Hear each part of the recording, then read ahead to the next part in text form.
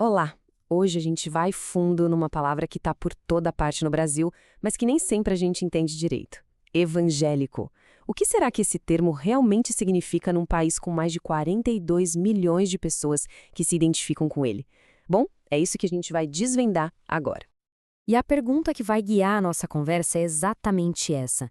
Afinal de contas, quem são os evangélicos do Brasil? Será que é um grupo só, todo mundo igual? Ou a história é bem mais complexa? Para a gente começar, vamos ter uma ideia do tamanho disso. O censo de 2010 contou 42 milhões e 300 mil evangélicos. Isso dava mais de 22% da população brasileira na época. É um número gigantesco. É o segundo maior grupo religioso do país. Então, ignorar esse grupo é basicamente ignorar uma parte enorme do que o Brasil é hoje.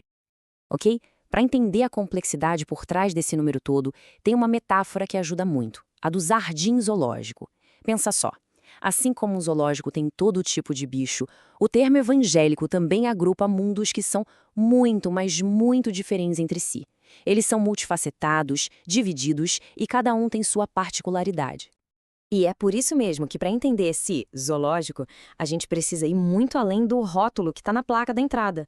Sabe, definições muito simples, tipo os dados do censo, ou aqueles estereótipos que a gente ouve por aí, simplesmente não dão conta de mostrar a variedade imensa que existe lá dentro.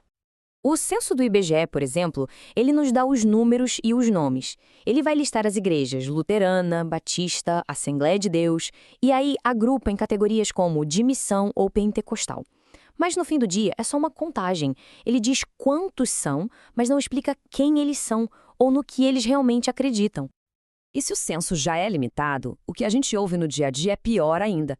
Aquela caricatura do crente, sabe? Aquela figura que é sempre igual, que não bebe, não fuma, que é meio manipulável. Isso é um estereótipo e muitas vezes pejorativo que não representa nem de perto a realidade de 42 milhões de pessoas.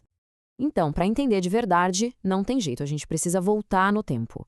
A chave para decifrar o presente está na história do protestantismo no Brasil. Vamos dar uma olhada em como duas grandes ondas de protestantismo prepararam o terreno para o que a gente vê hoje.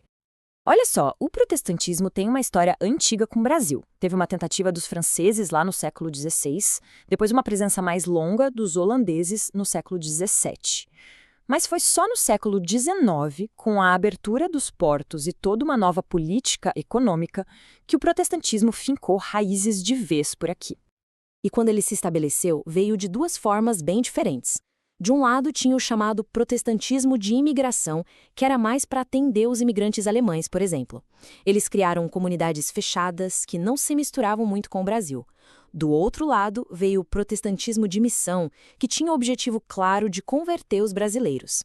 Eles até criaram escolas, tentaram reformar a sociedade, mas também eram vistos como uma religião de fora.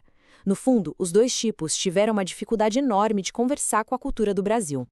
Essa dificuldade de crescer e se conectar com o povo mudou assim da água para o vinho com a chegada de uma nova força. Foi uma virada de chave. A gente está falando do pentecostalismo, o movimento que explica a explosão no número de evangélicos que a gente viu.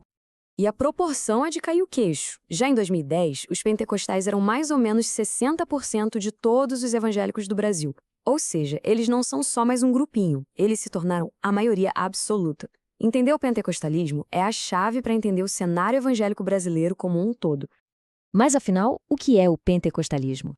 Basicamente, é um movimento que quer resgatar a experiência dos primeiros apóstolos. A ideia central é o batismo com o Espírito Santo, que é visto como uma segunda bênção, sabe? Uma experiência muito pessoal e forte que acontece depois da salvação e que muitas vezes se manifesta com o dom de falar em outras línguas. O pentecostalismo tradicional, aquele que chegou no Brasil lá no comecinho do século XX, tinha uma lógica bem clara. Ele se via como uma continuação da reforma protestante, querendo restaurar essa experiência dos apóstolos. A prova de que isso aconteceu eram os dons espirituais, e o objetivo final era um só: receber esse poder de Deus para sair e evangelizar o mundo inteiro. Só que a história não para aí, né? Nas últimas décadas, a gente viu nascer uma nova fase dentro desse universo. Uma coisa com uma cara bem brasileira. Vamos falar agora do pós-pentecostalismo. E a mudança aqui é gigante. Se o pentecostalismo tradicional tinha raízes lá fora e o foco era na salvação futura, o pós-pentecostalismo é um fenômeno daqui, do Brasil. A fé se torna mais individual, mais prática, focada em resolver os problemas do aqui e agora. Até a relação da pessoa com a igreja muda, de membro de uma comunidade para uma espécie de cliente, que busca um serviço religioso para atender suas necessidades imediatas. E aqui está o pulo do gato. O uso da palavra pós não é por acaso. Não é só para dizer que é novo, tipo neopentecostalismo. Pós aqui significa uma quebra, uma ruptura mesmo. É algo essencialmente diferente, que até convive com o modelo antigo, mas funciona com uma lógica completamente nova. Certo, depois de viajar por toda essa história, vamos juntar as peças do quebra-cabeça e voltar para a nossa pergunta lá do começo. Quem, afinal, são os evangélicos do Brasil? A conclusão é bem clara. Evangélico não é uma coisa só, é um espectro. Tudo começou com o protestantismo histórico, que preparou o terreno.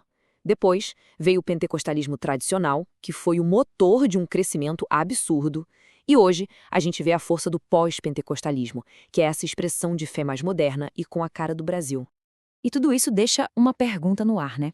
Esse cenário religioso não para de mudar. A gente viu a transição do protestantismo histórico para o pentecostal e agora para o pós-pentecostal.